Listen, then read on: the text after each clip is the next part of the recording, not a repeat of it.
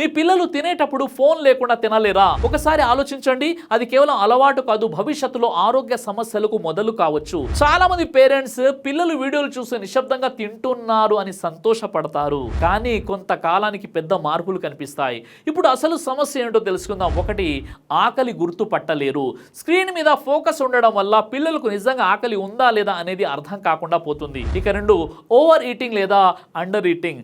ఎంత తింటున్నారో తెలియక ఎక్కువగా లేదా చాలా తక్కువగా తినేటువంటి అవకాశాలు ఉంటాయి. ఇక మూడోది, మైండ్లెస్ ఈటింగ్. ఆహారం మీద దృష్టి లేకుండా తినడం వల్ల జీర్ణక్రియ కూడా ప్రభావితం అవుతుంది. ఇక నాలుగోది, జంక్ ఫుడ్ ఆకర్షణ. వీడియోలో చూపే ఫాస్ట్ ఫుడ్ వల్ల పిల్లల్లో జంక్ ఫుడ్ కోరిక పెరుగుతుంది. ఇక ఐదోది, హ్యాబిట్ ఫార్మేషన్.